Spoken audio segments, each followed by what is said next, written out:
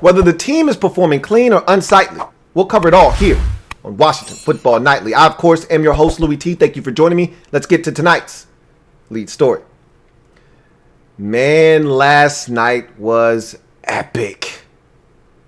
And I just kept playing it through my mind over and over and over. The lights were bright, and Ron Rivera decided to bless us with the white on whites. And I tell you what, it was a sight for sore eyes.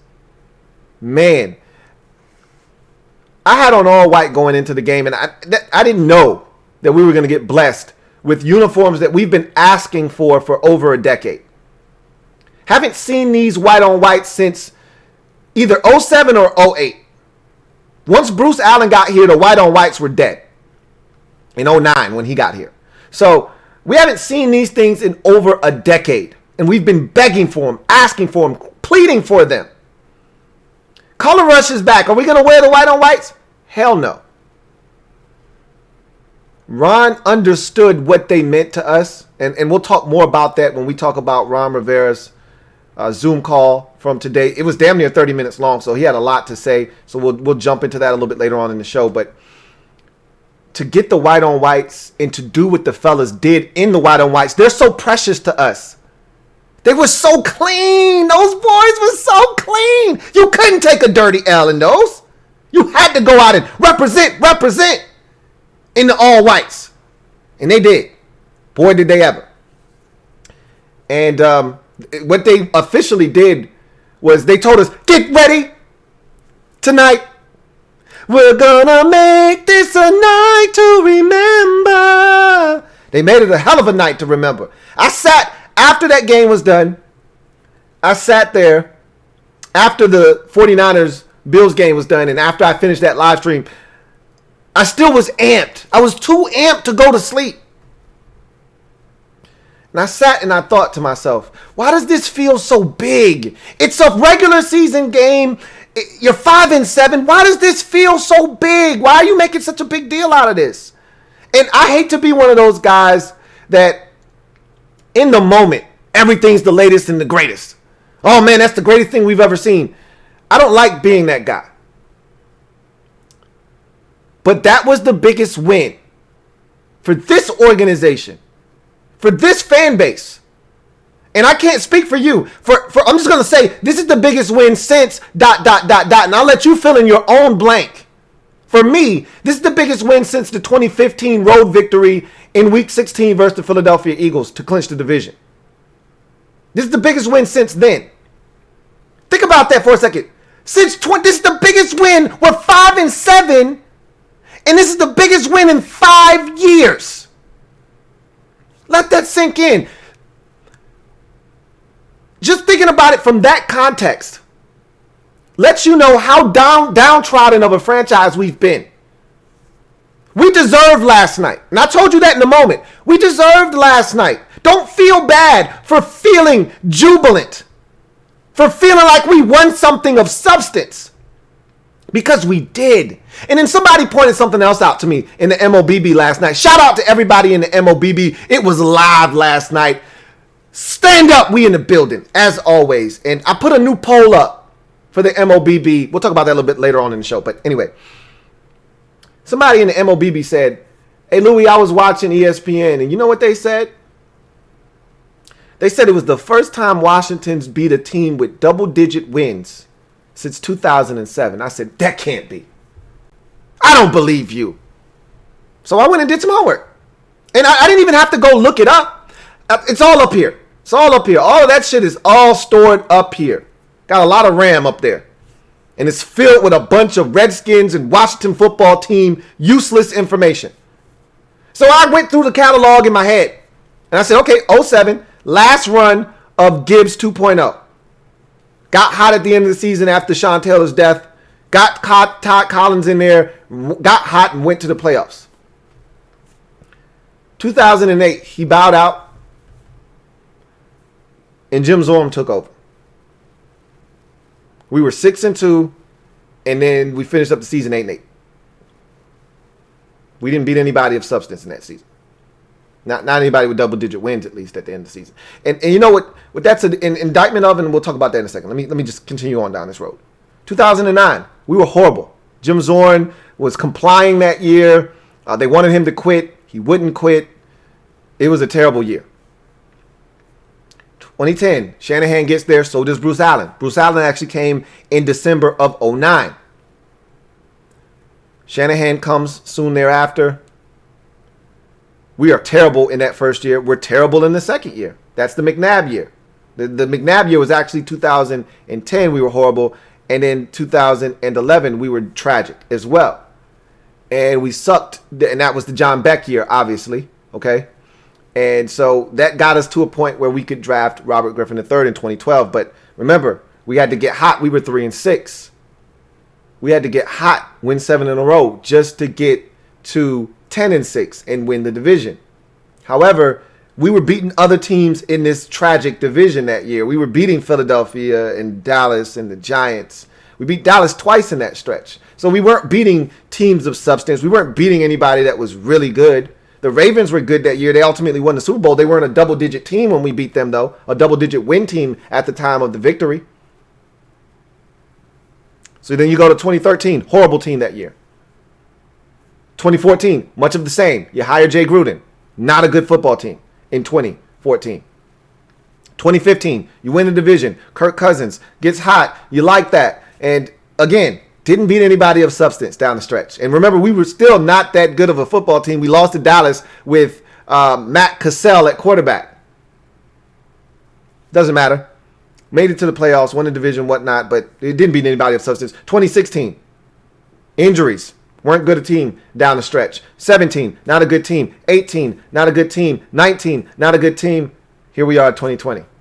That's facts. Haven't beat a team with double-digit wins since 2007. Let that marinate. And what that says, what that is an indictment of, is we're not good down the stretch of seasons. Unless we're getting hot and we're playing a bunch of mediocre teams down the stretch, we don't win against the upper echelon elite teams in this league. That's what that says. Don't play good football in December when you're playing those really good teams. You don't play well in those situations. And two, what it says is that you're not a team that in those moments is capable of rising to the occasion. Because there have been instances late in the season when Philadelphia, the Giants, and or Dallas all have been 10-win teams. I'll give you a great example. 2016. Giants come into here, nothing to play for. All we got to do is beat them. We're 8-6-1. All we got to do is beat them, and we're going to the playoffs. They're a double-digit win team. They've already got the wild card locked up. They can't win the division because Dallas was so good that season. So Dallas has already clinched the number 1 seed in the NFC playoffs. The Giants had already clinched the number 5 seed. There was nothing for them to play for, and we had a chance to beat a double-digit win team, and we blew it. That's what we do. This win felt so different, and I kept racking my brain as to why I'm making so much of this win. And it occurred to me, this win wasn't a normal win, and you shouldn't feel bad about being jubilant. No one should make you feel like you're over-celebrating. This is the biggest win since ... You fill that blank in. I've already told you this is the biggest win since 2015 for me. So, yeah, you're damn right I should be excited. But you know why I was more excited? Why this win resonated with me so much? Because this feels like the beginning of a new era. The Rivera era here in Washington. And it feels like the changing of a guard, essentially. Like all of this bullshit we went through with Bruce Allen and the Jay Gruden era and all of this shit that came with losing the last decade and a half, 2 decades. All of it seemed like, oh my God, we're on the precipice of really turning this thing around. And look, we could be wrong about this. And this could just be an isolated incident. And this is a one-off. and we're still not good, and this isn't changing anything, and we're the same old Washington football team. That could be the case. This feels, however, I told you last night, this feels like Marty with that Carolina Panthers interception by LeVar Arrington, down 14-0 in that game, and coming back and winning that game, and then winning, 8 out of your final 10 games of the season to get to, 8 out of your final 11 to get to 8-8 on the season. This feels like, oh my God, we have a chance to really embark upon something. Now, again, I think you need a quarterback for that. A guy that's going to be here for the long term. Alex Smith is the best thing that's happened to this team this year. And I was a Dwayne guy to start. I was a Kyle Allen guy after that. Staunch Kyle Allen supporter. A lot of you laughed at me, told me I was stupid and crazy for thinking that Kyle Allen was going to make a difference. And I'd much rather see Kyle Allen right now. But the fact of the matter is, Alex Smith has given this team something that neither Dwayne Haskins or Kyle Allen would have been able to give them. True hope. They look at Alex Smith. They see his journey. They see what he's gone through. They see what this guy is willing to risk to be out on the football field trying to help them win football games. He's a savvy vet. He knows what's going on. These guys look to him for guidance. They trust him. Whatever he tells them, they're willing to follow. Chase Young said, 11, he's that dude. There is something to Alex Smith that this team has gravitated towards. And I don't think we would be in this position if not for Alex Smith. And I feel like Kyle Allen, we might have won one of those, that second Giants game with Kyle Allen in the lineup. Maybe we would have, maybe we wouldn't have. I don't know. And I don't know if we do what we did on Thanksgiving. And because Kyle Allen does turn it over. Alex has been turning it over. But I don't know what would have happened with this season had Kyle Allen remained healthy. I'd like to think that we would have been really good. But the same belief that they have in Alex, they wouldn't have had in Kyle Allen. They would have believed in him. But there's a different level of trust in Alex Smith. And I think what he's done for this team mentally, you can't measure. And so I think you still have to find the quarterback of the future. But in terms of just trying to change a culture that has been so toxic for so long, I hate that I'm getting sucked in because I still got fences up. I still got walls up. I've been let down so many times that I'm afraid. And I sound like a female right now, and no offense to females out there, but like this is some female type stuff. I feel like, bruh, grow a pair and let's give this man an opportunity to prove that he's not like the others. But at the same time, I've done that so many times, and everyone's always proved that they're just like the others. And it's not necessarily them. It's Dan. It's the organization. It's what Tom Lavero calls the aura of self-destruction. It resonates here. It lives here. And so because that is always looming over this franchise, I'm afraid to let go and just trust. Last night was the night that I decided I'm just letting go, and I trust Ron Rivera. And I told you I trusted him from the jump. But it's one thing to trust a guy and say, I believe, and it's another thing to trust a guy blindly. When you trust someone blindly, that's called faith. I didn't have faith in Ron Rivera. I had trust in Ron Rivera. It's a big difference.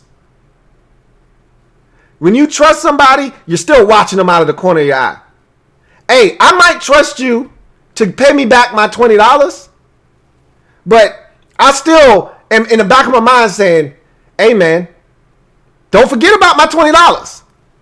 If I have faith that I'm going to get my $20 back, I'll give you the $20, and I'm not even thinking about it because I know when you got it, you'll give it to me. I don't have to ask. That money will be returned to me. That's the difference between trust and faith.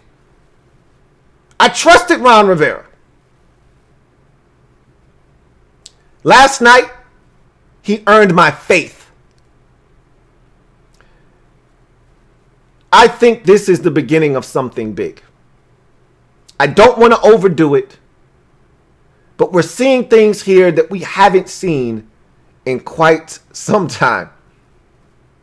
And I think Rivera gets it. Even down to the jerseys, it may be small, but I'm a very fine, detailed guy.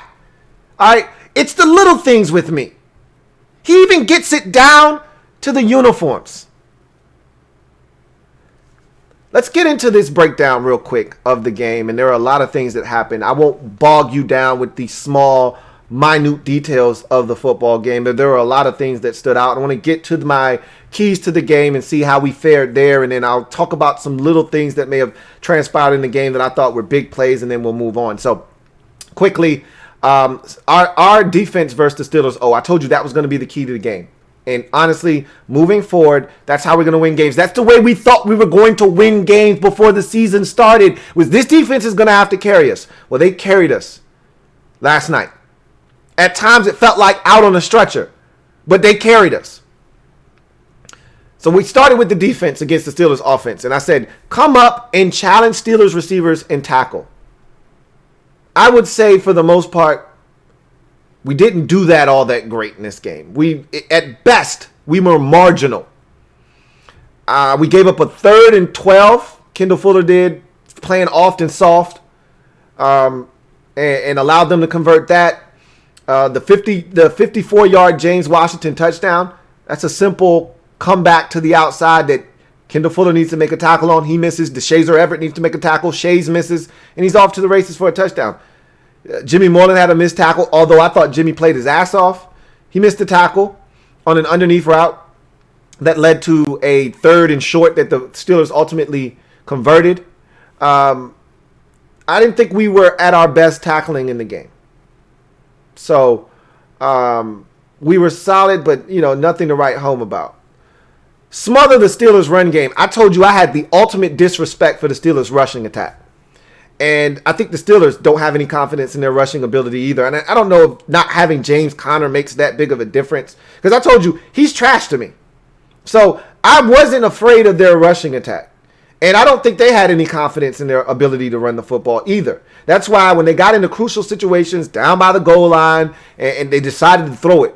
And when they got into crucial situations late in the game, 3rd and 1, throw. 4th and 1, throw. Because I don't think they had any confidence. And they shouldn't. We stymied their run game. I think it was 14 rushes for like 29 yards or something like that.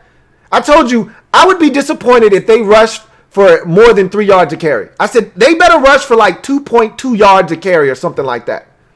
I told you guys that. I'm disrespecting their run game because I've watched it and I know what it is. Well, they rushed for less than 2 yards a pop. Or 14 and 29. That's barely over 2. Take that back. Barely, like 2.05 is what they rushed for. Okay? Razor thin number. That's what it was supposed to be. So we check right there. Hands up. No Vaseline for Eazy-E. I'd say that they were listening. The fellas got their hands up. Montez Sweat, game high, 3 batted balls. Also had one from Daron Payne. They were active. They were around Ben Roethlisberger, and they made him uncomfortable. Eazy-E, no Vaseline necessary. He dropped the football on his own a ton. He did not eat us up. He could have had himself a whale of a ball game if he would have just caught the football. He, by himself, had at least 4 drops in this game. 3 at a minimum. I'm putting it at 4. By his damn self. Turnover, big plays in red zone defense. I told you, I just need 1 turnover. I said, I don't want turnovers, plural. I don't need them. This game is going to be close, and we just need 1 turnover forced. That is it. I was definitive in that. I said, I just want 1. Couldn't have come at a better time. We just got 1. And it could not have come at a better time. In a bigger point of the football game than when it did when Montez Sweat deflected the football and John Bostic was Johnny on the spot to make the interception. Big plays. Wanted to limit those. We only gave up 1. It's a big one. But we gave up one. That was it. Kendall Fuller had a pass interference penalty that gave the Steelers some good field position. But for the most part, we didn't give up massive plays. They had the one play to James Washington early in the game over the middle of the football field. That ended up being a nice play to flip field position. And they ultimately got down to the 1 yard line. And then we stymied them and stopped them.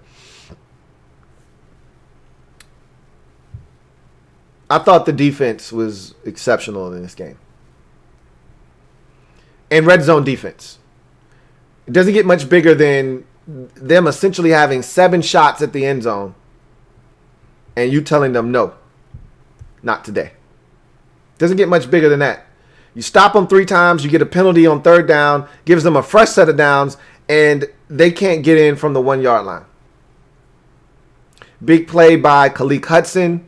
Big play by John Bostic, even though the hockey assist goes to Montez Sweat because he bumped that offensive lineman and kept him on the line long enough so that John Bostic could get there and disrupt that pass.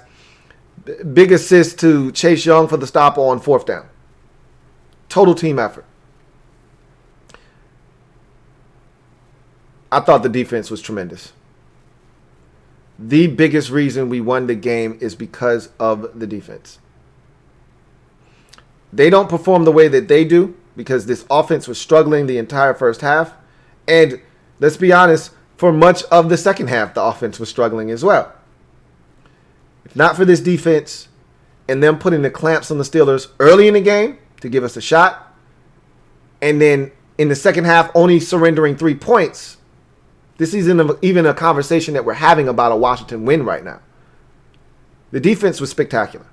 You call it what you want, drop balls, missed opportunities. Yep, the 4th and 1, that wasn't a great pass from Ben. Not a great adjustment by the rookie running back out of Maryland. You can make all the excuses you want. That's why you force teams to make plays. Don't assume anything. That's why you don't give up big plays. Right there. That's the exact reason why you don't give up touchdowns, why you don't give up big plays. The Terry McLaurin play against Dallas is a prime example of why you don't give up on plays. Because you don't know what's going to happen. Make them get in.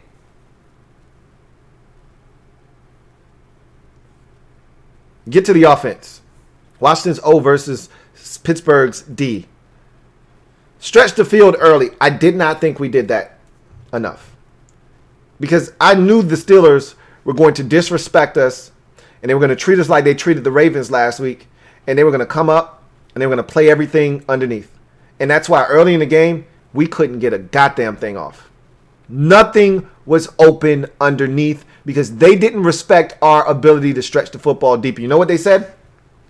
We're going to take 17 out of this thing. And I told you yesterday what Mike Tomlin said. And that's the way the rest of the league views us. And I knew that was going to happen. Excuse me. Which is why I told you that other guys had to step up. That's why I was adamant that other players had to step up in this game because good teams understand what you are and they're going to take it away. They didn't get 11-0 coming into the game because they just guessed. Or they just happened to make plays. No, they were prepared and they understood that when we play this team, these are the guys we got to stop. And we're not the Chiefs. We don't have pick your poison options. Like, hey, if you're going to stop Tyreek, we'll just get it to Travis Kelce. You're going to stop Tyreek and try to slow down Kelce, we'll just get it to Sammy Watkins. Or you're going to try to stop all 3 of them, then we'll just get it to Mecole Hardman. Or you're going to try to stop him, we'll get it to Demarcus Robinson, and so forth and so forth. We don't have that. It's, hey, you're going to stop Terry? Okay, Antonio Gibson, next man up. Oh, you're going to try to stop him? Oh, J.D. McKissick. Oh, you're going to stop him? Well, we're out of luck. We don't have anything else for you.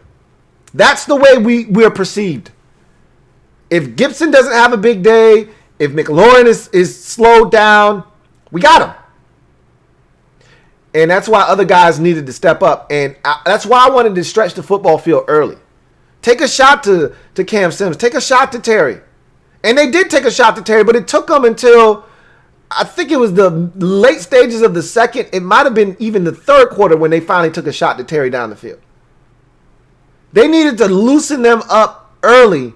I think they did take a shot to Terry early in the game, or in the second quarter, but not early enough. I wanted to take a shot early just so they know. I don't think the first down the field throw didn't come until the Steven Sims throw midway through the second quarter that their cornerback got a hand on when Alex got stepped on. It's when Alex started bleeding, when he got stepped on, that throw over the middle of the field. That took us too long to take that shot. And it allowed the Steelers to have the confidence to just come up. And they were like savages, man. Like rabid savages coming up and tackling. There were no extra yards to be gained. None. Limit the mistakes mentally and physically. I think for the most part we did that. There weren't a lot of mental mistakes made by this football team. That's how you win against 11-win teams. Eliminate the mental mistakes. I can deal with some of the physical stuff. Shit happens. Now, I will say this. From a mental standpoint, we had a bunch of penalties. That's not like us. The one thing I can say this year, and I knew this coming into Rivera's first year, is that Ron Rivera coached teams in the past in Carolina were organized, they were disciplined, and they didn't beat themselves. So you don't get a bunch of penalties and things that are avoidable. And in this game, we were extremely sloppy. I mean, the first possession of the second half comes to mind when you come out and the first thing that you do is you got a false start, and then the next play is a delay of game after the false start. Like, are you kidding me right now? Did we just come out of the locker room? This is the most important possession of the game, down 14-3. Did we just come out of the locker room and it's 1st and 20? Are you kidding me right now? Are we really doing this? Unbelievable. That's mentally making mistakes. That can't happen. But it did. We overcame that, but you don't want to put yourself in that position deep in your own territory against that team. You don't want to make a living doing that. This isn't the Detroit Lions. This isn't the New York Giants. You're not converting 3rd and 14 very often on the Pittsburgh Steelers. We got lucky. Now, it was a hell of a play design, and it was well executed, but you don't want to put yourself in those positions. That was a big play in the game. I'll talk about that here in a second. But for the most part, I want to reiterate, I thought we did a really good job limiting the mental and physical mistakes. We had some physical mistakes. You know, J.D. McKissic had the fumble. All right. Some guys did get beaten pass pro. We did have some drops. Steven Sims with the drop. But for the most part, I thought we did a good job of navigating those things. Take what the D gives you. This, to me, is the thing that we did the best in this game. And Alex Smith is excellent at this. We clown and we kid about being dun-da-da-da, Captain Cheddar. We kid about that all the time. But in a game like this where you know, hey, we're not going to be able to get it over the top, we've got to find a way to take what they're giving us. And late in this game, as we got into an offensive rhythm and McKissic became a focal point, all we did was take what they were giving us. Oh, you want to drop into a deep zone and you want to leave underneath open? Okay, take this J.D. McKissic 7-yard pass. Are you going to do it again? All right, take an 11-yard pass from J.D. McKissic this time. Or you going to leave the middle of the football field open? Take this 5-yard pass from J.D. McKissic. Or you going to flush me out of the pocket? All right, I'm just going to backpedal to my left and throw it back across my body to the right and have J.D. pick up 9. Take what they're giving us. Matriculate your way down the field. Okay, you want to give Logan the sticks? Okay, I'll take the sticks to Logan. First down. Move the sticks. I loved it. I thought we were really good in taking what the Steelers were giving us. Steven Sims, McKissic, and touchdowns. I thought Steven Sims needed to be a bigger part of the offense. It's hard. I feel the same way that I did about Dustin Hopkins. First of all, my confidence hasn't wavered. It didn't in D-Hop, even though I was like, man, I can't help you if you keep missing kicks. People are going to be calling for your head, and I'm not going to be able to keep them away if you keep missing. Same thing with Steven Sims. I keep advocating for you to get more targets and to be more involved, but every time You get the football or get your name is called, you're dropping the football. Like, I can't help you if you're not helping yourself. Had another drop. And it would have been a first down. And and that was in the first quarter when we were struggling. We needed a spark. Deep in our own territory. We needed a catch and run. He dropped the football. That's a killer, man. Now, I thought he was good on punt returns. Thought he fielded it well all night long. And there were a couple of tough catches in there. And I thought he was exceptional in that regard. But he's got to be better as a receiver. He did have a catch that ultimately turned into a first down later on in the game. But he's better than what he's showing right now. He needs to step up. But McKissick, I knew this was going to be a J.D. McKissick game. I told you guys as much. I fully expected J.D. And let me see how many targets he had, because the Detroit game was crazy. He had 15 targets in that game. I think he ended up with 9 catches in that Detroit game. Let's see what J.D. McKissick ultimately had in terms of targets and catches in this football game. It wouldn't shock me if he ended up with 17 targets in this game. He was targeted quite a bit. But I knew that was the kind of game it was going to be. I knew the Steelers were going to force us to check it down. And J.D. McKissick is so good in that regard that I knew that he could be a problem for them. Let's see. J.D. McKissick had... Oh, he only had 10 targets. He caught all 10 of them. 10 targets for 70 yards. The average isn't gaudy, but that's still a hell of a target to completion ratio. 100%. Every time he threw it to J.D. McKissick, he caught it. That's awesome. Cam Sims 5 for 92, and Logan Thomas 9 for 98. Great distribution there from Alex. And the biggest number for Alex, 31 of 46, 296. That's great. Not a huge average per attempt, but the no interceptions is the big thing there. No interceptions is massive when you're playing a game like we just did against the Steelers. Can't turn it over. And that was huge that he didn't turn the football over throughout the course of that game. So I think JD had 15 targets against the Lions. I'm looking it up right now. Yeah, he had 15 targets against the Lions. So it felt like more targets, but that's because he caught it so many times. He set a career high in 10 catches against the Steelers. So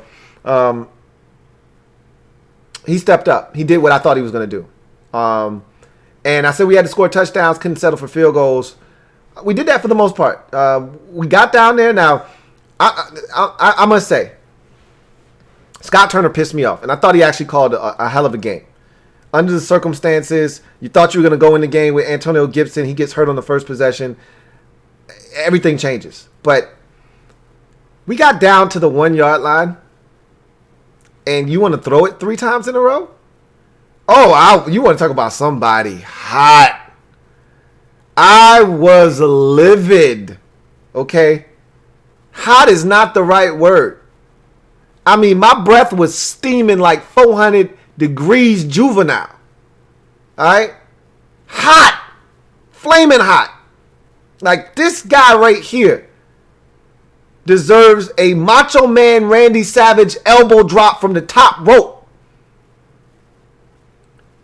If we didn't get that holding call on 4th down to get a fresh set of downs, and what do you know? He runs it on 1st down this time, and we get in on the first try. Just because, first of all, I hated the fact, and I know that part of the reason we were even down there was J.D. McKissick. I hated the fact that when we got down there after the Logan Thomas catch gets us down to the 1, why is J.D. McKissick still in the game? Anybody? I'd love to know. If we look, as fans, we already know Peyton Barber is here for one reason and one reason only, and that's short yardage situations. Let's not sugarcoat this. Let's not act like Peyton Barber's here to do anything else. Peyton Barber is essentially the barber on Coming to America. When he sat down in the chair and he said, "What do you want to do to it?" He said, "Make it look neat. Make it look nice." He said, picked up his rat tail. That'd be $20. $15, whatever the hell the price was. He's like, damn, you gonna hit him in the head for, and that was 1988. You gonna hit him in the head for $15 for that? That's it. That's all Peyton Barber is. 4th and 1, 3rd and 1, goal line. That's it. And now and he wasn't even the goal line guy. That was Gibson. Now that Gibson's out, he's the de facto goal line guy too. So, needless to say, I was pissed when I saw 41 next to Alex Smith in the gun. I'm like, where the hell is Peyton Barber at? You about to piss me off, Scott. And then, of course, we run it on 1st down, and J.D. McKissick gets his ass mollywopped at the 1. I'm like, okay, you seen all you needed to see. J.D. can't get this in. Where's Peyton Barber? Please go get the Barber. I don't want to hear anything else. Just go get the Barber, please. 2nd down, J.D.'s still in the damn backfield. I'm like, okay, what are we doing? You better not run this shit with J.D. And he doesn't. He throws it. Then 3rd down comes. I say, okay, can we stop the madness? Because we know we're going for it on 4th down. We're not settling for a field goal. Okay? Either we score a touchdown or we turn it over on downs. Can we stop the madness now? Where's 34? Okay. It's funny. Okay. It was cute. It was a nice joke. Where's 34? Seriously. All right, let's stop this. It's 3rd down now. We're kind of getting close to the end. Where's 34? Nope, 41 still back there. Uh-oh. Y'all gonna throw this again. And he throws the fade to Cam Sims. I'm like, hey, Cam, I need that, bruh.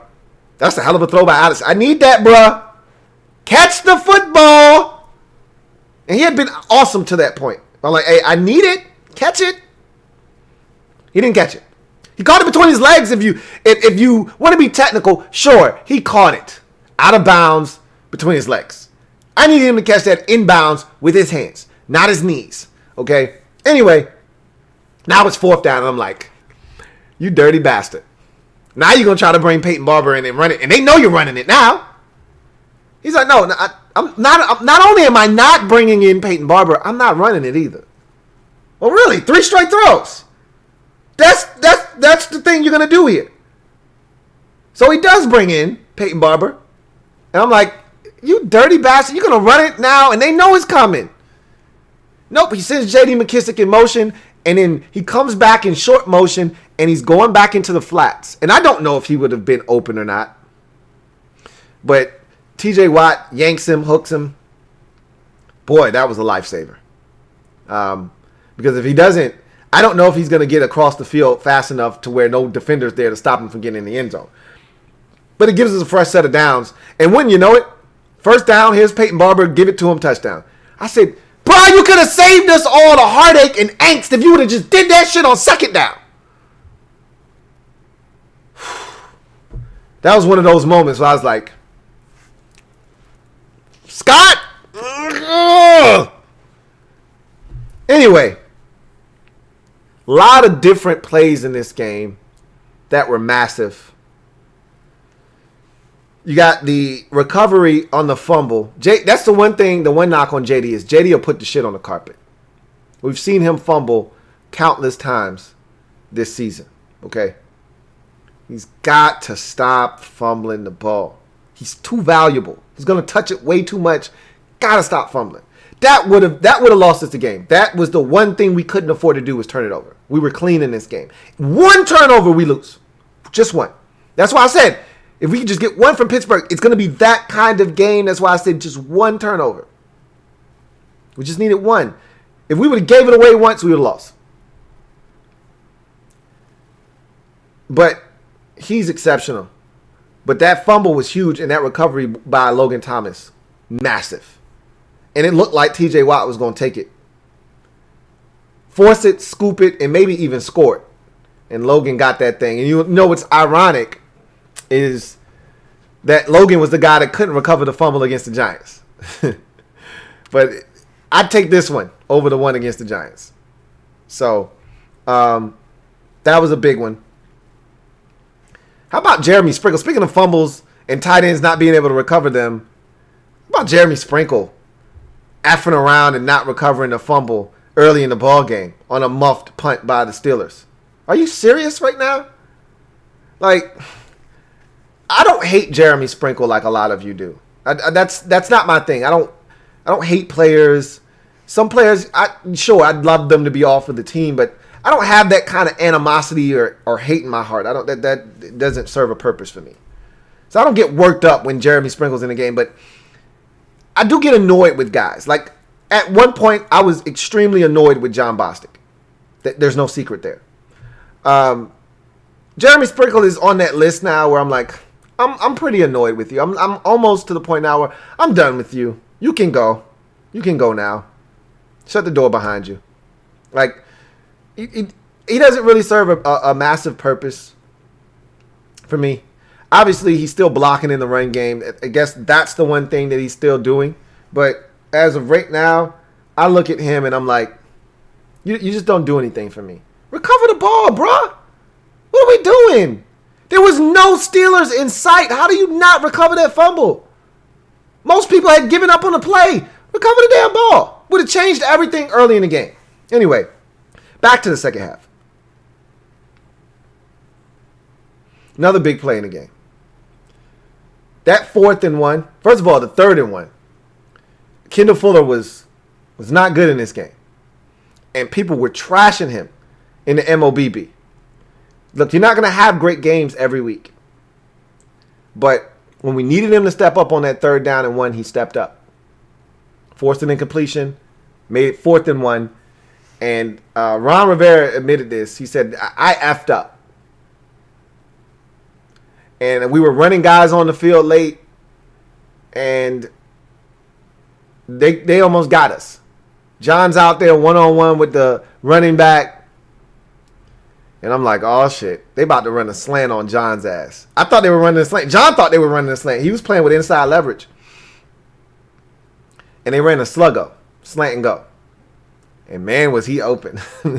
If Ben just puts it out there and lets him run under it, it's a touchdown.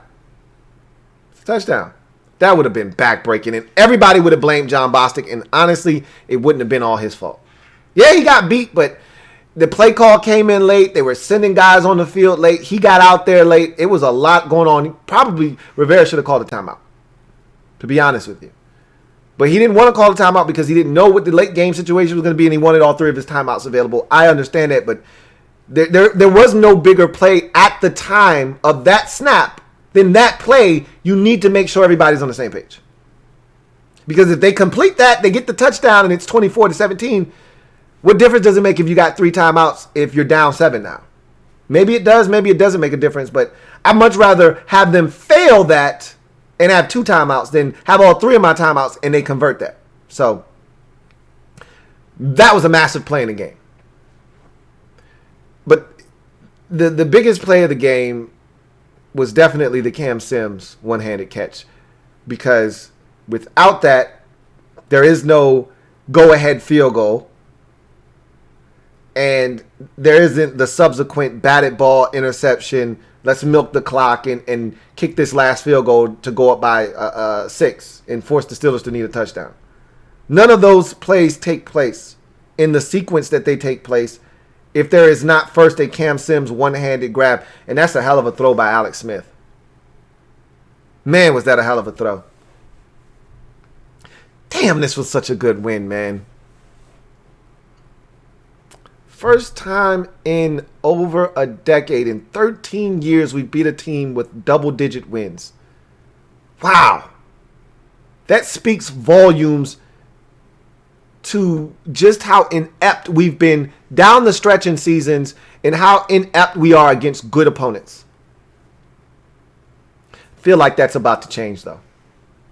I really do. Anyway, let's get to in other news. 23-17. Wow. All right. Ron Rivera stepped up to the mic. Before we talk about that, though, I do want to talk about quickly a little bit of NFC East news. The Philadelphia Eagles have decided to bench starting quarterback Carson Wentz in favor of backup quarterback Jalen Hurts. The writing was on the wall. I thought Carson was going to get one more week. I was wrong about this. I thought he would get one more week against the Saints. If he didn't play well in the first half of that game, in would come Jalen Hurts, and it'd be his job from that point forward. But I think they want to find out what they have. And you got 4 games left this season, and you want to see if Jalen Hurts can give you a spark. I'm not saying that this is a decision that will be the long-term move, because I think there's going to be a quarterback competition next year, especially if Hurts plays well. If Hurts stinks it up, then you just go back to Carson Wentz. But if Hurts plays well, I think there's a competition to be had next offseason. So interesting development brewing in Philadelphia. It is just ironic because, Lloyd Brunson on the NFC East roundtable, his biggest claim to fame was, you need to find a quarterback. You need to find a quarterback. And I'm like, your shit ain't that clean over there in Philadelphia, man. You over here passing off the toilet paper. You need to wipe your own ass with that shit. Well, looks like it's getting quite messy over there. Hope he washes his hands. Anyway, Ron Rivera, 29-minute presser today. Talked about a lot of things, including, the whole conversation he had with Daniel Snyder. A year to the day that he was fired from the Carolina Panthers, they beat the Pittsburgh Steelers. And so Ron had a lot of time to reflect. He actually said it was a year to the day that they had the conversation for the first time, was the win versus the Steelers. Where he talked to Dan for the first time about the vision that he had for this team. And they had a culture talk, if you can believe it. Daniel Snyder thinks that the culture is broken and doesn't acknowledge that. I'm pretty sure nowhere in that conversation did Dan acknowledge that he was a part of the problem with the culture in Washington. I'm pretty sure he put that on Bruce Allen. Anyway, that's nor here nor there. Talked about wanting to change the culture with that phone call with Daniel Snyder.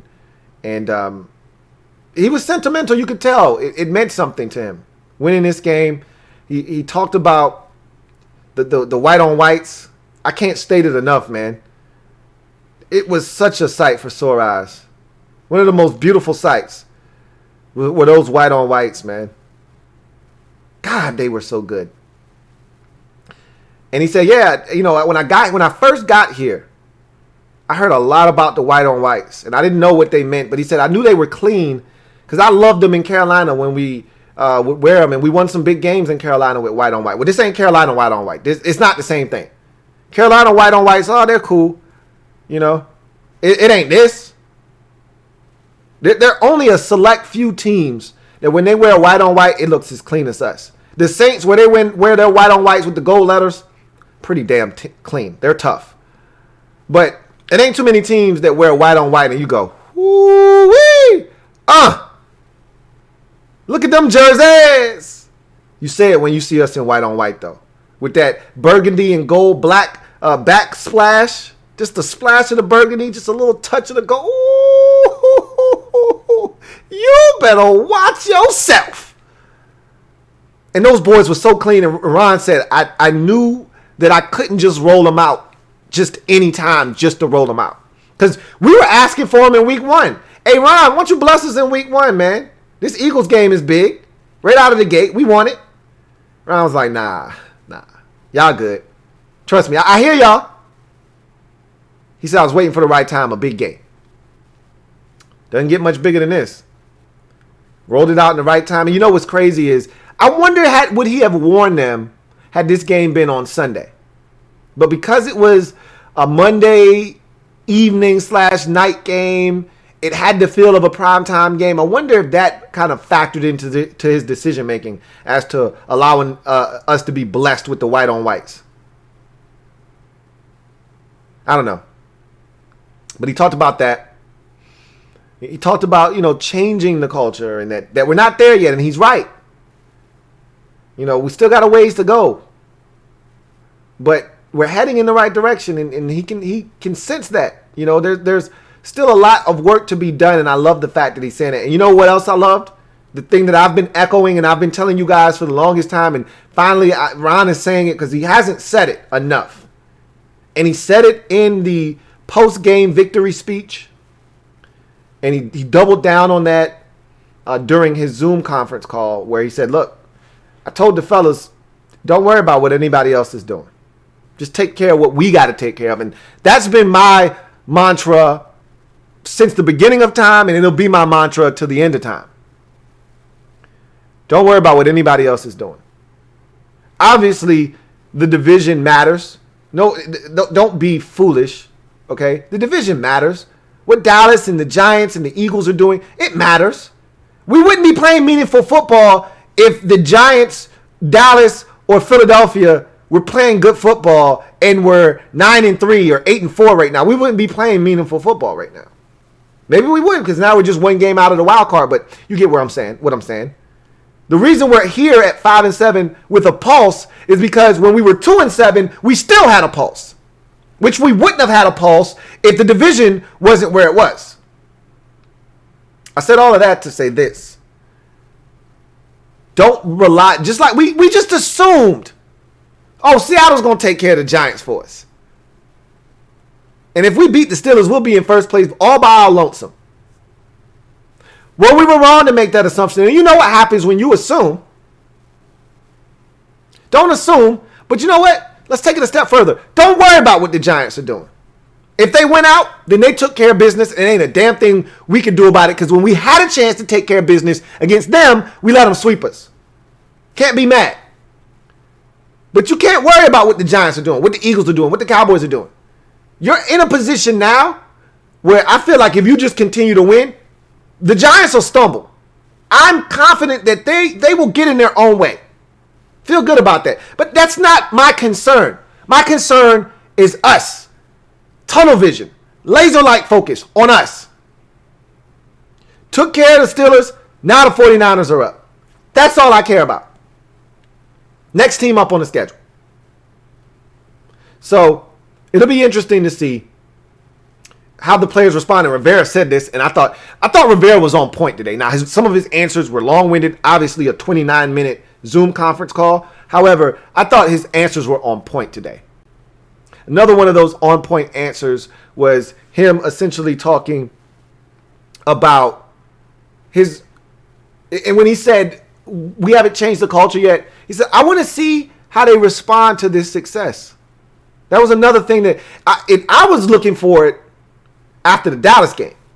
The first time was after the Bengals game, because we hadn't won 2 in a row.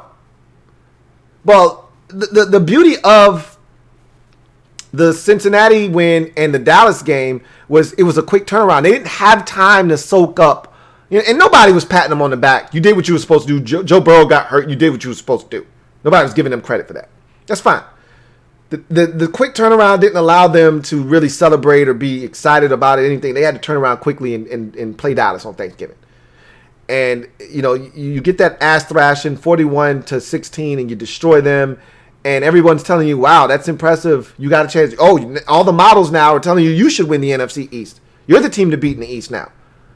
And I didn't know how they were going to respond. And then, because of COVID, we get an extra day to soak up all the praise that everybody's lauding us with. And I'm like, I don't know how this is going to go. I'm really anxious to see how the fellas respond. Because now people are telling them, you're supposed to win. Not against the Steelers, but you're supposed to win this division now. You weren't saying that 2 weeks ago. You weren't saying that a month ago. You weren't saying that before the season started. Now everybody's your friend. Everybody, now they want to come around because you're on top. F that. We all we got. And that's why when people come to me, oh man, they didn't give us our credit. I was watching First Take, or I was watching, what's the show with Skip and Shannon Sharp? I don't know the name of the shit. I was watching that, and they didn't give us any credit. They just talked about what the other team didn't do. Well, what do you expect them to do? They don't respect us. Stop looking elsewhere for respect. We all we got, man. I told y'all this a long time ago. We all we got. That's all we need.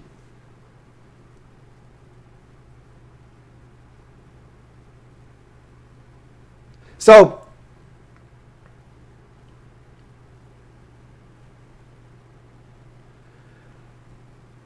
Rivera said he wants to see how this team is going to respond to the success that they've had. Because if people didn't believe after the Dallas game, a lot more people believe now. It's a young team, and you still want to see how they're going to respond. And this 49ers team, it's not a trap game. They're 5-7 just like we are. It's not a setup. We're not good enough to be in a trap game situation, right? But they got a backup quarterback, and their best player is out. A bunch of their players are out. They're the most injured team in the league. Can't overlook them. They're talented enough to beat us. Very talented. We'll talk about that later on in the week. This is all about the Steelers, though. Ron also talked about being humble. A wise man once told me, win with class. All right? Don't show your ass. Win with class. That's what a wise man once told me. And after the game, players were excited. And look, don't start no shit, won't be no shit. That's what another wise man told me. A couple of wise dudes told me. Don't start no shit, won't be no shit. The Steelers started it first by running a trap. Now, I'm not the guy that I hate when someone does something all the time, and in order to make yourself feel good, you want to mock them. For instance, if a team does something in celebratory instances after they do something, so I just throw this out there. The Dirty Birds in 98, when they would score a touchdown, ha, ha, ha, ha, ha, ha, ha. So now you score a touchdown and you're beating them, and now you want to do the Dirty Bird dance. That's, to me, that's lame. Like when the Seahawks scored the touchdown on Monday night, or I think they got a pick late in that game to seal it, or a turnover, whatever, and they ran down to the Eagles end zone and they were flapping the wing. That's lame to me. Like, go be creative. Don't go jock what I do. Like, I remember when Cam would go and do the Superman when he would score, and he would open it up, and when somebody, and you know, the Panthers were good, and then somebody would score against them, they would either button it back up, close it up, or something. Like, go be original. Go do your own shit. Well, when we beat the Steelers, you know, one of their things is they're a happy-go-lucky team. They have a lot of fun. I love it. You know, I'm all about the swag, and they got tons of it. They're dripping and oozing swag in that locker room. And so, you know, they had a thing, walk in your trap, take your trap. Okay, it's a song, and they would always talk about it, and they had multiple videos. They had TikTok with it. And so that was the thing.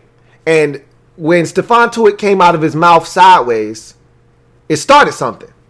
If they would have just came in humbly at 13-0 or 11-0 and we beat them, respect, you pound them up and you keep it pushing. But if you want to talk shit, now, you know, guys take umbrage to that. Now everybody, you had Jeremy Reeves and you had Deron Payne and you had other dudes posting, you know, walk in your trap, take your trap. We did that. Ron's like, I don't really like that shit. And he's like, I got a PowerPoint presentation for their ass on being humble. I like that. I like that. Now, I still want the boys to have swag, but I want them to do it in a tasteful, tactful way. I don't like when you jock somebody else. Oh, this is what they doing, so I'm going to do it. Nah, go be original. Go do your own shit. But I was excited, and I like the fact that it's an eye for an eye. You want to talk some nonsense? Well, here's your nonsense in response to that. So Ron's going to straighten those boys out, but I loved Ron's presser because he hit on everything. The only thing that he didn't do was give us any injury updates. So we'll have to wait until Wednesday. More likely that maybe they'll push it back. They can't push it back because we got a short week. It's not an extra day. It's 1 day short. So tomorrow, more likely than not, we'll hear from Ron. Maybe we will, maybe we won't. Maybe we'll just hear from Scott Turner like we always do on Wednesdays. And Ron won't come back and talk to us until Thursday. We'll see. But we'll hear about Antonio Gibson. We'll hear about Cameron Curl. We'll hear about Brandon Sheriff. We'll hear about Morgan Moses. And anybody else that got banged up in this game and see what the damage is moving forward. But I don't think it's going to be great for Antonio Gibson. But we'll see what happens. Anyway, I digress. It's a hell of a win. The lights were bright. We threw on the white on whites. And, man, I couldn't be more proud of the fellas than the 23-17 victory they got last night. So that's going to do it for me. Oh, I'm all over the place. It's going to do it for me. Your man, Louie T. Thank you guys for joining me. We're going to be live in the MOBB tonight watching Cowboys-Ravens. So if you're not doing anything, if you're watching the game, why don't you just stop through and watch it with us? You know, why don't you kick it with us? We'll be in there talking about Dallas. Hopefully they get their asses torn up tonight, and we get to bask and laugh and soak it all in. You know, some of you are still high off the victory. We'll come chop it up. We can talk about it tonight. In the Flick app, in the MOBB. So if you're not a member, down in the description below is a link. Click that link and come be a part of the Mob Squad, man. MOBB stand up. We in the building as always. So with that being said, I also put a new poll up. And I got a couple of polls that I want to ask. So I'm gonna leave this poll up for a couple of days, and I'm gonna put another poll up. And then I got another quiz coming down the pipeline. It's a 2012 quiz, so it's the 2012 season. I got a quiz coming your way for the 2012 season, so stay tuned for that. So if you're not in the MOBB, get in the MOBB so you can be a part of all of this.